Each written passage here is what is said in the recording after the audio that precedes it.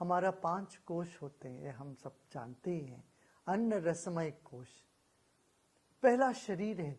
ये वातावरण, पर्यावरण हमारा पहला शरीर है, जहाँ से हमको अन्न मिलता है। हमारे 5 इंद्रियों के लिए जो खुराक है, भोजन है, वो वातावरण से हमको मिलता है। सुंदर दृश्य हो, सांस लेते हैं, वो सांस की पवित्रता, शुद्धता से ही तो हम जीवित रह पाते हैं। इसलिए हमें ये 5 भूतों को सम्मान करना पड़ेगा, सम्मान से रखना पड़ेगा, तभी हम जीवन में सुखी हो सकते हैं, समाज चल भी सकता है, दुनिया टिक सकती है। इसलिए बहुत आवश्यक है हमको तत्व ज्ञान होना चाहिए। तत्व क्या है? यही 5 महाभूत, ये 5 तत्व है। पृथ्वी तत्व, जल तत्व, अग्नि तत्व, वायु तत्व, आकाश तत्व। ये 5 तत्वों को हमें शुद्ध रखना है और इस पर हमें गौर देना पड़ेगा। हम हमारे ज़मीन को कितना जहरीली कर देते हैं, कितनी तरह के रासायनिक खाद डाल डाल के जमीन को निर्वीर्य कर दे रहे हैं।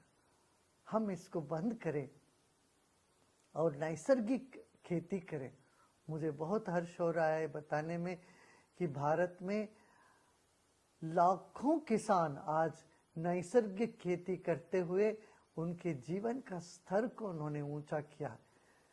ये भ्रम है कि समझना कि नैसर्गिक खेती से हमें मुनाफा नहीं होगा, हमको लाभ नहीं होता है, नुकसान होता है। ये गलत है, ऐसा नहीं है।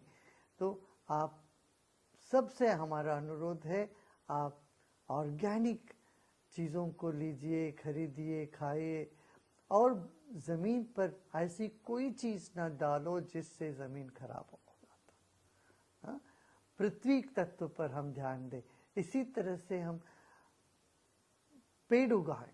इस विश्व पर्यावरण के दिवस पर सब लोग वृक्ष लगाने का संकल्प करें।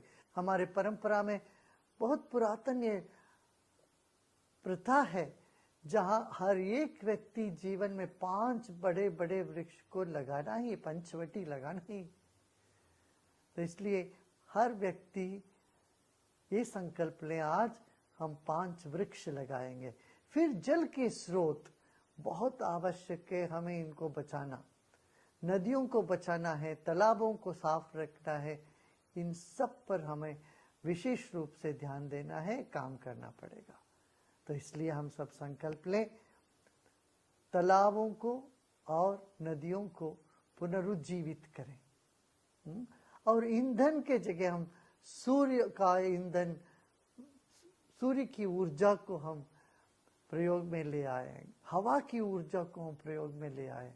और हवा को शुद्ध रखने के लिए हम प्लास्टिक जलाना बंद करें, खेतों को जलाना बंद करें। इस तरह से हम एक प्रगतिशील उद्देश्य को ले, इसलिए हम एक प्रगतिशील काम करें ताकि हम पर्यावरण को संरक्षण कर पाए। और पृथ्वी माता है, भूदेवी है। भगवान विष्णु के एक तरफ से लक्ष्मी जी है, दूसरे तरफ से भूदेवी है। श्रीदेवी, भूदेवी ये नारायण के हैं। अपने भूमि को हम संरक्षण नहीं करेंगे तो न श्री रहेगी, न जीवन रहेगा, न नारायण रहेंगे। ये याद रखना।